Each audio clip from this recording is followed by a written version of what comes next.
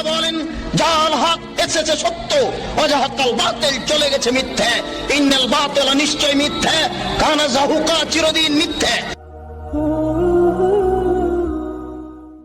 ভাই প্রশ্ন করলেন যে হিন্দুরা যে নমস্কার বলে এটার অর্থটা কি? আপনার জানা মতে এটার মানে নতজানু হওয়া। আরেকটু বিস্তারিত আপনি জানতে চাইলেন। এক একজন বিশেষজ্ঞ এক একটা অর্থ দিয়েছেন এটার, তবে কমন অর্থটা হলো সব জায়গায় একই, যেটা তখন বললেন যে আমি আপনার সামনে নতজানু হচ্ছি। তবে স্বামী চিন্ময়ানন্দ বলেছেন তার মতে নমস্কার শব্দটা এসেছে ইদাম নামা মেহ থেকে, যার অর্থ সবকিছুর মালিক ঈশ্বর। তবে কমন অর্থটা হলো আপনার সামনে আমি নতজানু হচ্ছি। যদি এই অর্থ হয় নতজানু হওয়া, তাহলে এটা হারাম। মুসলিমদের জন্য এটা বলা নিষিদ্ধ।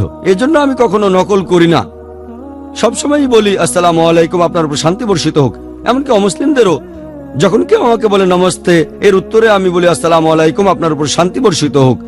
অন্যান্য অভিবাদন যেগুলো ইসলামিক নয়, যেমন গুড মর্নিং, গুড ইভিনিং, এগুলো হারাম না, বলা যেতে পারে, তবে এগুলো মুস্তাহাব, না বললে ভালো। গুড মর্নিং বলাটা হারাম না, তবে এর চেয়ে ভালো আপনার উপর শান্তি বর্ষিত হোক। গুড মর্নিং এর চেয়ে ভালো। মর্নিং এর মধ্যে গুড কি আছে? সকালে হয়তো বউর সাথে ঝগড়া হয়েছে, তবে গুড মর্নিং বলাটা শরিয়ার বিরুদ্ধে যায় না। গুড মর্নিং বলাটা হারাম নয়, না বললে ভালো। তবে নমস্তে মানে যদি হয় নতজানু হওয়া, তাহলে সেটা হারাম, আর মুসলিমদের এটা বলা উচিত না। আশা করি উত্তরটা পেয়েছেন।